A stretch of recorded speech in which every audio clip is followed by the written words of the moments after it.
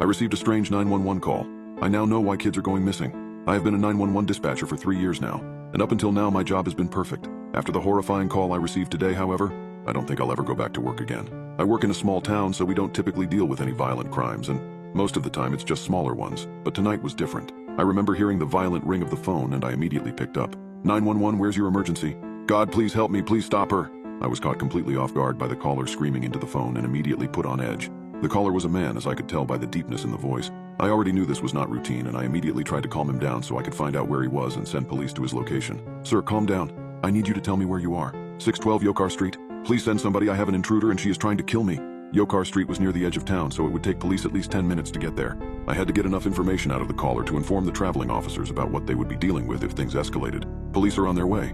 Are you hurt? No, but she wants to hurt me. She is destroying everything in the house and she is screaming her effing head off. Through the phone, I could now hear the muffled screams of a girl. It was now apparent that the intruder was inside the house. Is there anyone else in the house besides yourself and the intruder? No. I was alone before she broke in. Okay, I need you to listen to me carefully. Lock yourself inside a room and hide. Stay on the line with me. I'm already locked inside the bedroom and hiding under the bed. Okay, good. Tell me what happened. I don't know. I woke up and heard things rattling in the living room. I got up and investigated, and there was a girl standing there fiddling with one of the cabinets. I tried to quietly return to my room and call for help, but as soon as I moved, she noticed me. Once she saw me, she screamed so effing loud and charged at me. I sprinted back to my room and slammed the door shut. I then locked it. Is she near your room? No, I don't think so. We both then hear a loud bang and the man gives out a fearful cry. Oh God, she's now pounding on the door. Through the phone, I could hear the rhythmic thumps on wood. Now I knew the situation was becoming direr. Most intruders, if caught by the house's occupants, will usually try and flee. This intruder has not left after being seen. She was now trying to kill him. Please tell the police to hurry. I think she is about to break down the door. They are on their way. They will be there soon. I prayed they would be. Can you describe the girl for me? Yeah, I can try to. Already I was panicking for the caller.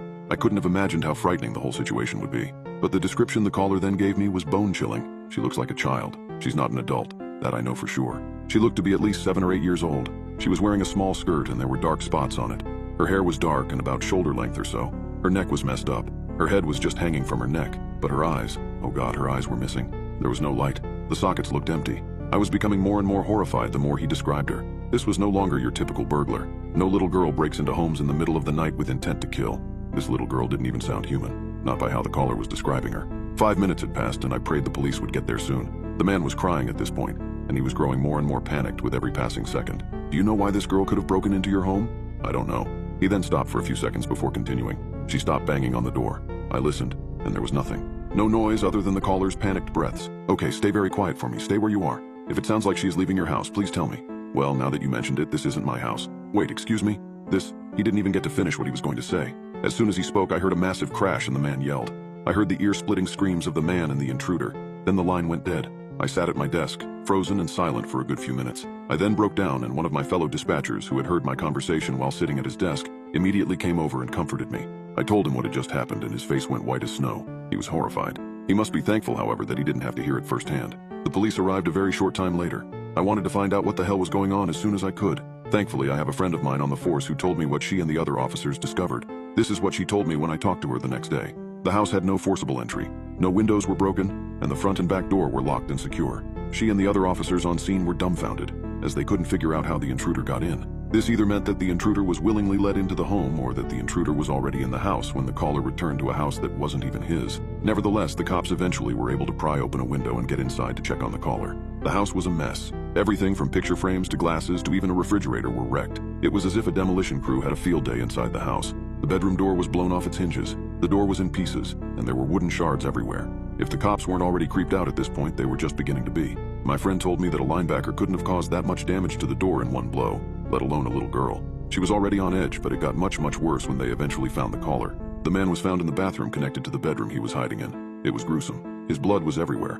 most of it flowing from a gaping hole in his abdominal region. Some of it, however, was on the walls of the bedroom and the ceiling. His eyes were also missing. My friend said a couple of police officers passed out or vomited from sheer shock after looking at the grisly atrocity that happened to the man. I was already horrified by what I had heard. The man had died a very violent death, and this intruder was still out there. But my friend then told me something that made this case more bone-chilling than it already was. While looking around the house, one of the officers found an out-of-place wall near the kitchen. The wall looked to be artificial.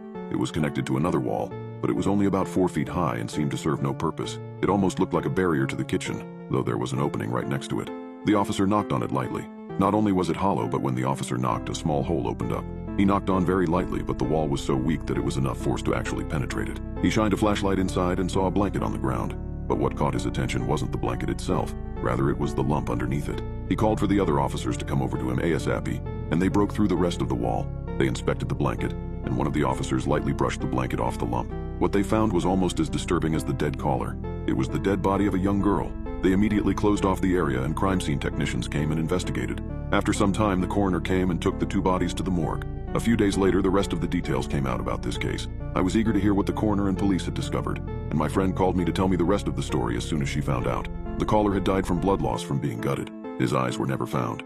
The girl was identified as Taylor Watherton, a 9-year-old girl who went missing a little over 2 years ago. She went missing from a local playground and she was last seen wearing a polka dot covered skirt. I didn't think much of it until I found a missing persons poster with her picture on it. She was a cute, petite girl with black hair that ran just to her shoulders. As I was looking at her photo, I couldn't stop thinking about her. I felt like I was missing something. And then it hit me, and I almost fainted as I remembered what the caller told me. Caller. She was wearing a small skirt and there were dark spots on it.